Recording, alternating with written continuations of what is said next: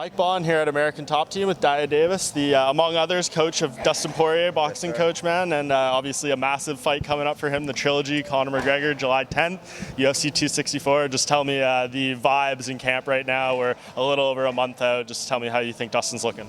He's looking phenomenal. Yesterday was his first day of sparring.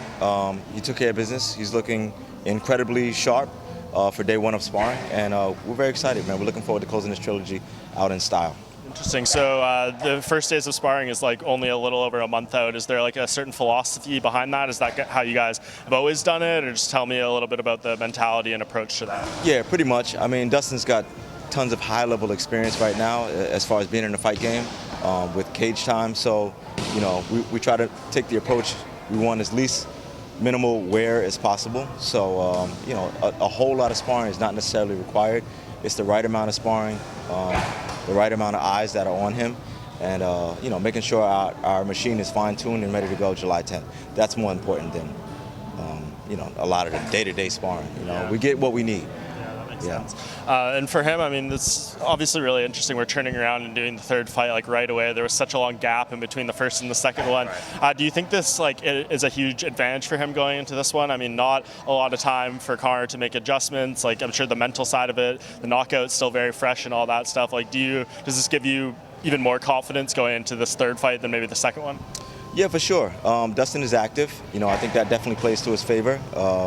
You know, Conor was out of the game, what, 2-3 years? So, you know, ring rust can possibly play a factor in it. But listen, you're a fighter. So your job as a fighter, Conor's a fighter first. And his job as a fighter is to be in a gym on a constant basis. You should be training. You should be sharpening your tools. And, you know, that's what Dustin does. Even if he's doesn't have a fight scheduled, he's still in the gym. He's still training. He's still doing what he's supposed to do. He's still being responsible as a fighter, you know. And so much was made of the leg kicks in the last fight, but obviously he finished the job with the hands and everything. Great combos there. When you look at that fight, I mean, do you think people are underappreciating what he did in terms of the punching and stuff, and they're maybe focusing so much on the leg kicks that they're forgetting about everything else he did in there? Well, listen, I take this approach as if a lumberjack were in a forest, you know. The idea is to chop the tree down from the bottom, and that's exactly what we did. It's a fight, so we looked for any weaknesses that we can take advantage of, any weakness we could take advantage of. Yeah, and that was one of them. So we capitalized and we moved on from there and ended up finishing with strikes. Yeah, what do you think, I mean, Conor's philosophy might be coming into this fight? Like, it seems like they're focusing so much on the leg kicks. Maybe they're overlooking the fact that he has a very smart team behind him, Dustin, and you guys, I'm sure, are looking at every other angle you can pick apart in terms of winning this fight. Do you think that that plays to your hand, that maybe there's a lot of focus on what's happening here? He can focus on the leg kicks all he wants. It doesn't make a difference. We know how to win fights, you know, so if one particular leg kick isn't there for us, then we go to plan B. And if plan B doesn't work, we go to plan C, and so on and so forth. So he can keep working on checking kicks all he wants, you know. The idea is we're still going to chop that tree down.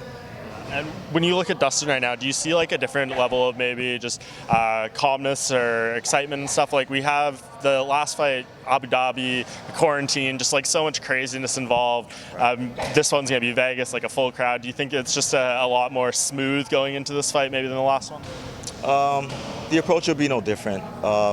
You know, whether there's a crowd or whether there's no crowd, the idea is to get out there and exit victorious. And that's what we plan on doing. It doesn't matter. When you look at him, obviously you feel and supported his choice to take this trilogy fight over the lightweight title fight? Yeah, I mean, listen, you know, the game is not guaranteed, you know. Get the highest paid that you can get. Obviously, we plan on beating Conor July 10th, and then once that's done, we move on and we grab the lightweight title right from there. We beat Oliveira next. And you've worked with a lot of different fighters in your career and stuff. As far as Dustin, I mean, I said this to him when we were in Abu Dhabi. You're setting yourself up to be the fighter of the year in 2021. Fighting Conor, maybe you guys do another fight, then you fight for the title. I mean, if this plays out, do you think, as far as the people you've maybe worked with, this is going to be one of the great stretches in terms of combat sports success? Absolutely. As far as you know, all of those that I've worked with, we go out and beat Conor, and then grab the lightweight title. This is probably most satisfactory as a coach, for sure. But I don't see why that doesn't play out. You know, I think we go out and beat Conor.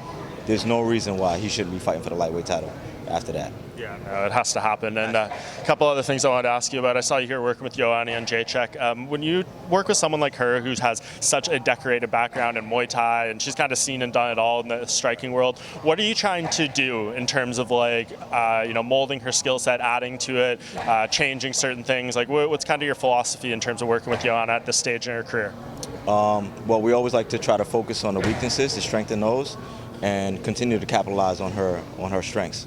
So weaknesses, for one, make sure we improve on those, and then make sure her strengths are always in fine-tune and well-oiled, so she can still execute those properly. In terms of like female strikers, is she probably the most technical out there, do you think? 100%, yeah. Solid. She's solid all the way around. And last thing I wanted to ask you about, a little bit off topic, but since you come from the boxing world, I'm curious what you think of this Jake Paul versus Tyron Woodley fight. Can Tyron go in there? I mean, you look at his style, he maybe doesn't have the most traditional boxing fundamentals. He's got an amazing right hand and a lot of power and everything, but when he goes in there, do you think this is going to be a tough challenge for him? Although, obviously Jake Paul doesn't have a ton of experience either. You know what? Jake Paul doesn't have a ton of experience, but he's got good, solid trainers behind him. And, if you're doing something every day for 2-3 years, there's no doubt that you're going to be able to pick something up and develop some good skills as well.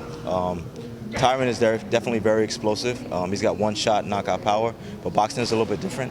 So the approach has to be a little bit different. He has to be able to try to set some shots up, work on conditioning.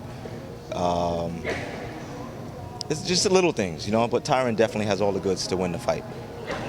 You said something that I've kind of been stating for a little while now about Jake in terms of the people around him. Like, if you have the resources, the commitment, and the work ethic, you can become pretty good at almost anything, right? So for him, like, people look at him, maybe he's a joke here and there, but he's obviously taking it seriously. He's surrounding himself with good people, and he's working hard. Like, so he should become at least a semi-decent boxer, right? With all those things. Yeah, 100%. I'll attribute to what Jake is doing to how I started. I started at 23 years old. I had no boxing background.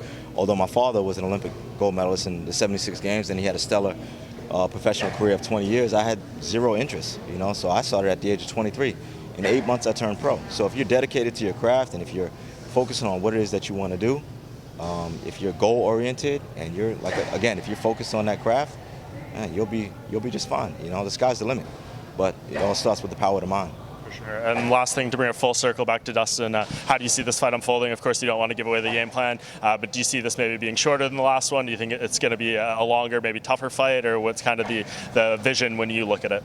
I think it'll play out similar to the second fight, maybe a little bit longer. I see us executing and getting a KO victory in the third round. Awesome. Well, very much looking forward to it, and best of luck with the rest of camp, and appreciate you talking to me today. Thank you.